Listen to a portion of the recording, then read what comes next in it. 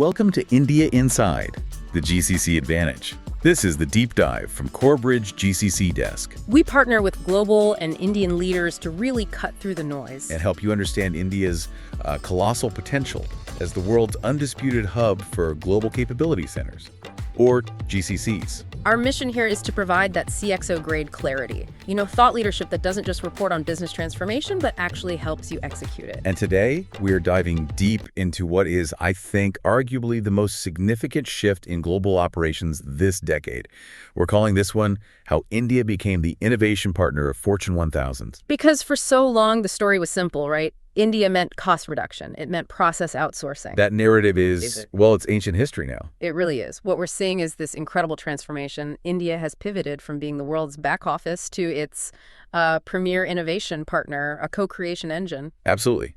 So our mission today is to unpack that, to look at the convergence of talent, of digital tech, and crucially of intentional government policy that made this happen. The move from saving pennies to creating priceless IP. Yes. But before we get into it, a quick but really important request from us. Please follow this show. It truly helps us bring these insights to more leaders like you. Okay, so let's uncuff the foundation here. To understand where we are now, you have to realize this wasn't an accident. It was built, phase by phase over 20 years. Exactly. And for any CXO looking at this market, understanding these three phases is just essential context. So what was phase one? Phase one, think early 2000s, was purely about cost. Just cost optimization. 100%.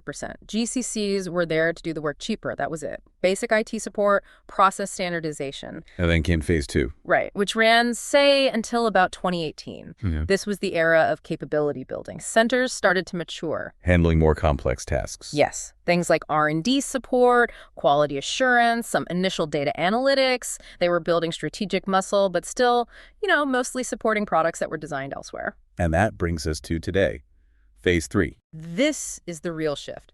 Since around 2019, it's all been about innovation and product ownership.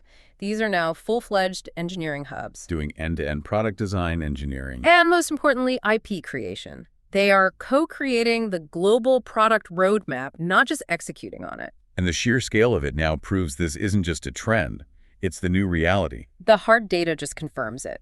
The 2024 NASSCOM Zinnov report says India now hosts over 1,600 GCCs. 1,600. And the value. The collective value they generate is now over $65 billion annually. 65 billion, that's a staggering number.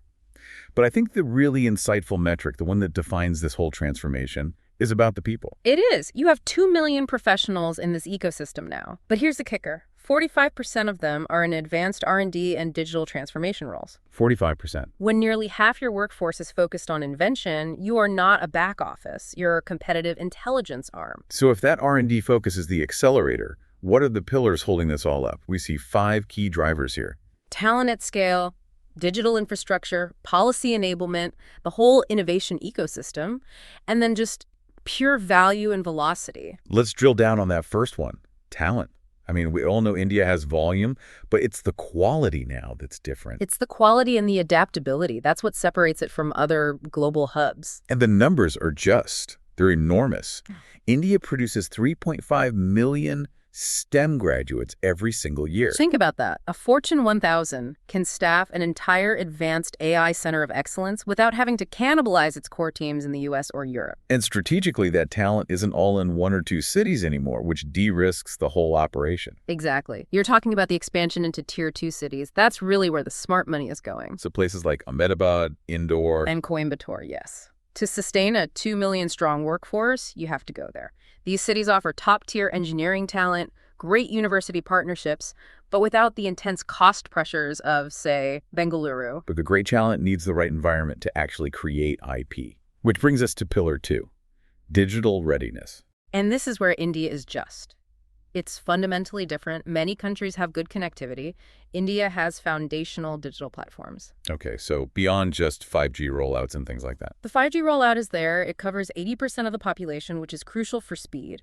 But the real game changer is the digital public infrastructure. You mean platforms like UPI? Yes. The Unified Payments Interface, UPI, and the broader India stack.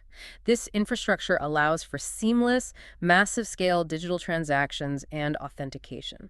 So for a company, it's like a pre-built innovation sandbox. That's the perfect way to put it. They can test and deploy fintech or AI solutions at a scale and speed that's often impossible back home. That ecosystem brings us to a great example. Let's talk about Microsoft. When a Fortune 500 sets up its AI CoE in Hyderabad, what's really driving that choice? Let's look at the Microsoft India Development Center, the IDC. The IDC is the ultimate case study. It was established way back in 1998, and it's gone from just local support to owning global products. But let's be realistic. Handing over core product ownership, things like Azure modules, that comes with huge security and regulatory risks. Of course, and that risk is mitigated in two ways. First, a deep investment in local talent that specializes in global standards like ISO and SOC 2. And second, the sheer concentration of resources. So India now hosts, 3 of Microsoft's 8 global engineering hubs. 3 of 8. And the teams there are working on the absolute core of the business. Azure, Windows, Office 365, Dynamics 365. Which explains the IP generation. It does. Over 100 global patents have been filed from the IDC in India in just the last 5 years. And they're co-creating with the local ecosystem, like working with fintechs and Gift City on new AI-driven compliance tools. And that kind of success, it isn't just happening on its own, it's policy-enabled, which is our third pillar. This is the fundamental change in government thinking. States have shifted from just offering tax breaks for jobs to actively incentivizing knowledge creation. So they're in a policy arms race to attract the most valuable IP. 100%. Okay, so let's translate that for a CXO. What's the strategic advantage in, say, the Gujarat GCC policy? Gujarat sees GCCs as innovation anchors.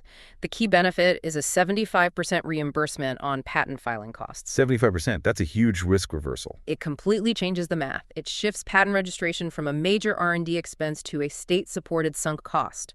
It changes how you budget for innovation in India. And what about other states? I know Madhya Pradesh has a new policy. They do, and MP is targeting next-gen tech specifically. They're focused on AI, data analytics, automation. So their incentives are different. Very targeted. They offer payroll incentives up to 50% for those high-skill roles, plus dedicated AI R&D funding, and they encourage joint innovation labs with universities to build that talent pipeline for years to come. So we've got the talent, the infrastructure, the policy. That brings us to the fourth pillar, the maturity of the innovation ecosystem itself. How does a global GCC actually plug into the local startup scene? You have to be embedded in it now. India has over 1,500 AI and deep tech startups.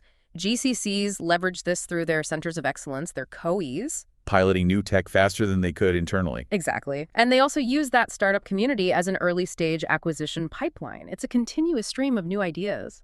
Okay, let's shift gears to the CXO reflection. We've talked about the why and the how, so what's the big strategic takeaway? I think we have to ask the direct question. Are India's Tier 2 cities the next billion-dollar GCC corridors? The answer is yes. And ignoring them is just leaving efficiency and value on the table.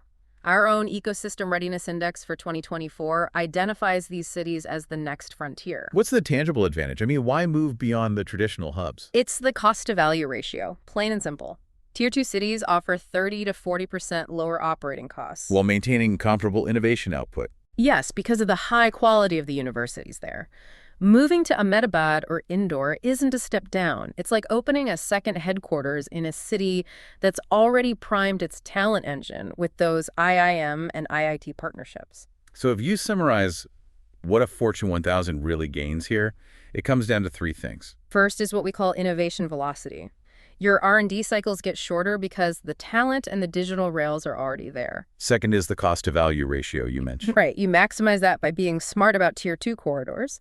And third, you get built-in IP creation support through those state grants and patent reimbursements. So looking forward, say, to 2030, what's the trajectory? The ambition is clear. By 2030, the goal is to have over 2,000 GCCs employing 4 million professionals. 4 million? And the focus will be on expanding AI and data engineering COEs, investing in sustainability-focused innovation, and building out these public-private partnerships. Which, of course, requires very careful navigation. And that's where CoreBridge GCC Desk comes in, to bridge that gap from strategy to execution. Our role is to make this potential an operational reality.